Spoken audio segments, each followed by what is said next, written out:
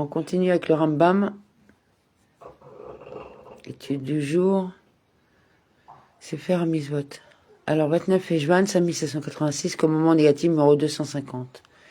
Il nous interdit de léser notre prochain lors d'une transaction commerciale, qu'il s'agisse d'un achat ou d'une vente, ainsi qu'il est dit. Si donc tu fais une vente à ton prochain ou si tu acquiers de sa main quelque chose, ne vous lésez point l'un l'autre. Dans le Sifra, nos maîtres ont déclaré ne vous lésez point l'un l'autre. Ce texte parle d'un préjudice matériel. Les dispositions relatives à ce commandement sont exposées au chapitre 4 de Baba Metzia. 3 Prakim. Donc on est le 29 Eshvan, 5786, Sefer Kinyan, loi relative à la vente, chapitre 7. Quand un acheteur a versé le paiement mais n'a pas tiré les produits achetés, bien qu'il n'ait pas acquis les biens meubles et produits, comme nous l'avons expliqué, car aucun acte d'acquisition n'a été accompli.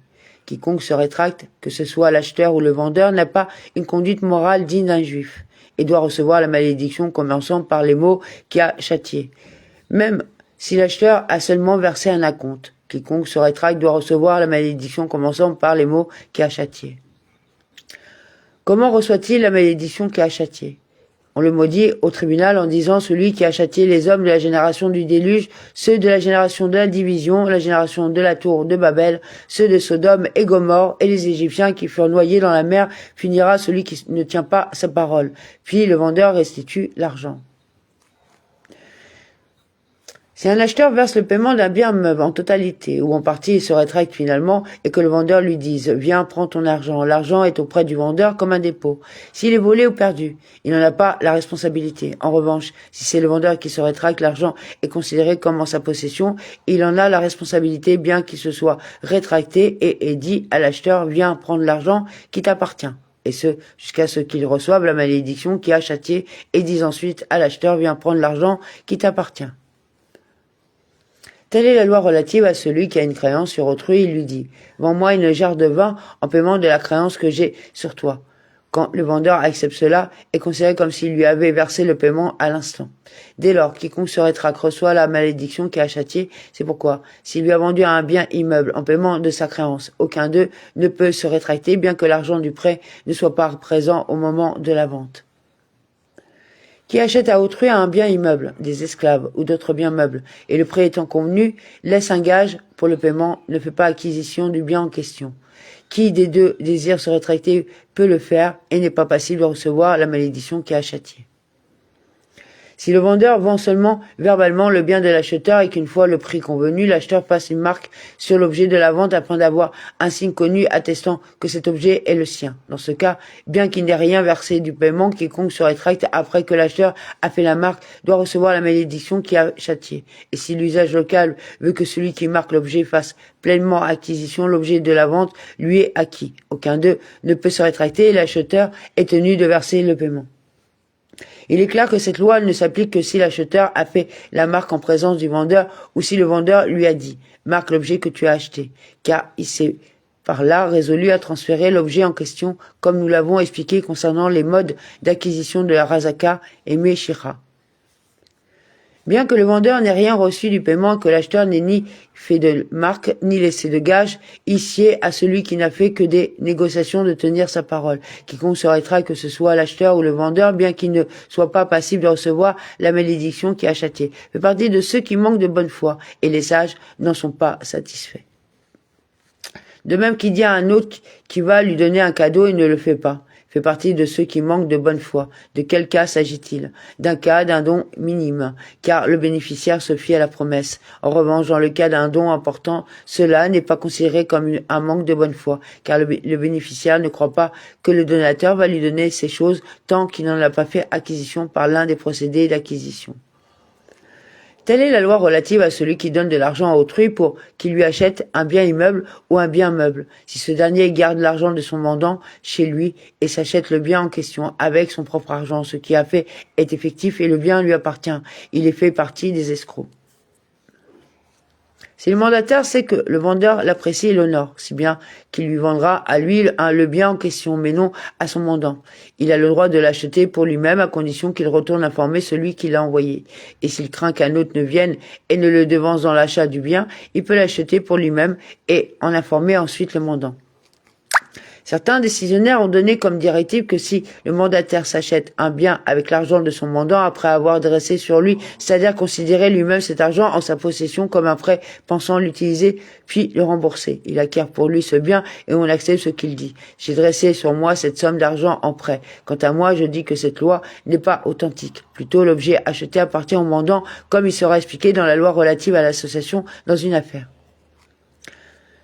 Si soit 3 personnes qui donnent de l'argent à un mandataire pour leur acheter un objet. Si les pièces de monnaie des 3 sont mélangées et que le mandataire achète un bien avec une partie de l'argent, bien qu'il fût dans son intention d'en faire acquisition pour l'un des mandants et non pour tous les 3. L'objet acheté appartient à eux tous et est partagé proportionnellement à la somme d'argent investie par chacun. Si les pièces d'argent de chacun d'eux étaient enveloppées et scellées, bien que le mandataire eut l'intention de faire acquisition du bien pour tous les mandants. Seul celui dont les pièces ont été utilisées peut acheter l'objet, en faire acquisition. Sefer Kinyan, loi relative à la vente, chapitre 8. Soit le cas suivant, un homme vend un champ à un autre pour 1000 sous. L'acheteur ayant versé une partie du paiement, le vendeur va et vient chez lui pour lui demander le reste du paiement. Dans ce cas, même s'il reste qu'un seul sous à payer, l'acheteur n'acquiert pas tout le champ bien qu'un acte de vente ait été rédigé ou qu'il ait accompli un acte de razaka. Si l'acheteur se rétracte, le vendeur est en position d'avantage, c'est-à-dire qu'il a le choix. Il peut dire à son gré à l'acheteur « voici ton argent » ou « acquiert une partie de la terre correspondant à l'argent que tu m'as donné » en lui donnant de la partie la plus mauvaise du champ. Si le vendeur se rétracte, l'acheteur est en position d'avantage. Il peut dire, selon son gré au vendeur « donne-moi mon argent » ou « donne-moi une partie de la terre correspondante à la somme d'argent que je t'ai donnée » et il prend de la meilleure partie du champ acheté. Si le vendeur ne fait pas pression en allant et venant chez l'acheteur pour demander le reste du paiement, l'acheteur acquiert tout le terrain et aucun d'eux ne peut se rétracter. Le reste du paiement lui incombe comme une autre dette. S'il vend son champ du fait de sa mauvaise qualité, bien qu'il fasse pression sur l'acheteur en allant et venant chez lui pour demander le reste du paiement, l'acheteur acquiert tout le champ et ne peut pas se rétracter. En effet, dans ce cas, c'est pour que l'acheteur ne se rétracte pas qu'il lui demande le paiement obstinément et non parce qu'il ne sait pas encore lui-même résolu à transférer son droit de propriété à l'acheteur. La loi est la même pour qui vend des biens meubles, bien que l'acheteur ait tiré les produits et les ait fait sortir pour les introduire dans son domaine dès lors que le vendeur va et vient chez lui pour réclamer le reste du paiement et il n'en a pas fait acquisition. En conséquence, celui qui se rétracte est en position de désavantage comme nous l'avons expliqué, et ce à moins que le vendeur n'ait fait la vente du fait de la mauvaise qualité de la marchandise, auquel cas l'acheteur acquiert tout. Si l'acheteur achète un bien d'une valeur de 100 sous, pour 200 sous et que le vendeur va et vient chez lui pour demander le reste du paiement. Ce cas fait l'objet d'un doute. En effet, la question n'est pas tranchée dans le Talmud pour savoir s'il est considéré comme ayant vendu son champ du fait de sa mauvaise qualité. Par conséquent, il ne demande le reste du paiement que parce qu'il l'a vendu à un prix excessif. Ou s'il n'est pas considéré comme ayant vendu son champ du fait de sa mauvaise qualité. Et par conséquent, la raison pour laquelle il demande le paiement est qu'il ne s'est pas résolu à lui transférer son droit de propriété avant d'avoir reçu tout le paiement. C'est pourquoi, du fait du doute, celui des deux qui désire se rétracter ne peut pas le faire. Et si le vendeur se saisit d'une partie du bien vendu correspondant à la somme d'argent qu'il reste à payer, on ne lui retire pas.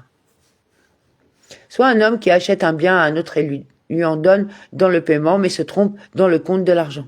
Après un certain temps, le vendeur lui réclame en disant « Les 100 sous que tu m'as donnés ne sont pas en fait que 90. » Le bien est acquis à l'acheteur et ce dernier doit lui rendre les 10 sous, même si cela se produit après plusieurs années. Telle est la loi, que le bien en question soit un bien immeuble ou un bien meuble. Telle est la loi pour celui qui dit à un autre, quand je viendrai ce champ, il te sera vendu rétroactivement, depuis l'instant présent pour 100 sous, et fait un kinyan. Si après un certain temps, il le vend à un autre pour 100 sous, le premier en fait acquisition. S'il le vend à un autre pour plus d'un mané, 100 sous, le dernier en fait acquisition. La raison est que le vendeur a simplement dit au premier « Quand je vendrai », expression laissant entendre qu'il fera la vente de plein gré sans aucune obligation. Or, dans ce cas, il ne désirait pas vendre et n'a vendu que pour le montant que l'acheteur a ajouté à sa valeur. Il est donc considéré comme ayant été forcé à vendre. S'il lui dit, lorsque je le vendrai, il te sera acquis dès maintenant selon l'évaluation d'un tribunal de 3 personnes. Le prix peut également être évalué par 2 des deux membres constituant l'essentiel d'un tribunal, puisqu'il en forme la majorité. S'il lui dit, comme diront 3, il faut que les 3 disent le prix.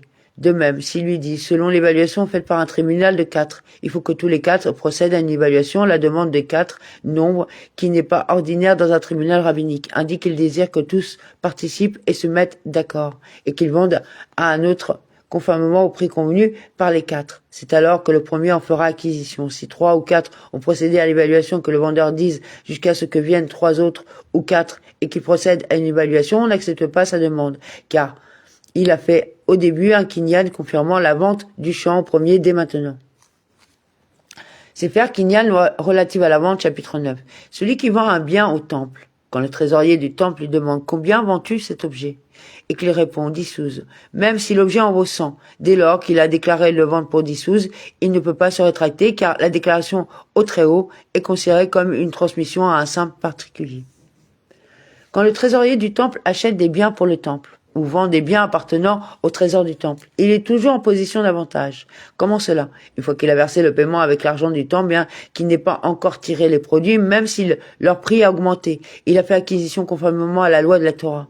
Et si le prix des produits a diminué, le trésorier peut se rétracter car il ne les a pas tirés. En effet, un saint particulier ne saurait avoir plus de pouvoir que le temple. De même, si le trésorier vend un bien appartenant au temple et que l'acheteur le tire sans en verser le paiement, puis que le prix de l'objet diminue, l'acheteur en fait acquisition pour la raison précédemment citée, à savoir qu'un simple particulier ne saurait avoir plus de pouvoir que le temple. Et si le prix de l'objet augmente, le trésorier peut se rétracter car il n'a pas encore reçu le paiement. Or, un bien consacré ne s'acquiert que par de l'argent et non par les autres modes d'acquisition ainsi qu'il est dit. Il donnera l'argent et cela lui sera acquis. Le trésorier n'est pas passible de recevoir la malédiction qui est à châtier.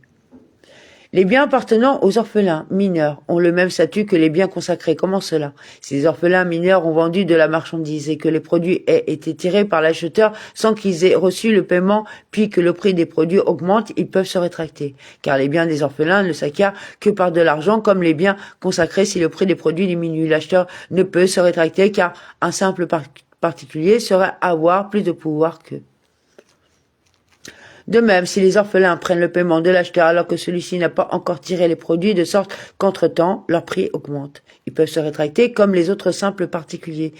Mais si le prix des produits diminue et l'acheteur désire se rétracter, il peut le faire. Dans ce cas, il doit recevoir la malédiction qui a châtié conformément à la loi relative au commerce avec d'autres personnes, car si on obligeait l'acheteur, dans ce cas également, à prendre les produits conformément à la loi de la Torah, cela serait un mal pour les orphelins. En effet, si tel était leur statut, quand ils auraient besoin de vendre, ils ne trouveraient personne acceptant de leur verser le paiement avant d'avoir l'objet en main. De même, si des orphelins achètent des produits qu'ils tirent sans avoir versé le paiement et que leur prix augmente, le vendeur ne peut pas se rétracter. En effet, le pouvoir d'un simple particulier ne saurait être plus grand que le leur. Si le prix des produits diminue, les orphelins ne peuvent pas se rétracter. En effet, leur octroyer ce droit serait mauvais pour eux. Auraient-ils besoin d'acheter des produits qu'ils ne trouveraient personne acceptant de leur vendre? Aurait-il donné le paiement sans avoir tiré les produits? Si le prix des produits diminue, ils peuvent se rétracter pour la raison précitée. Le pouvoir d'un simple particulier ne saurait être plus grand que le leur.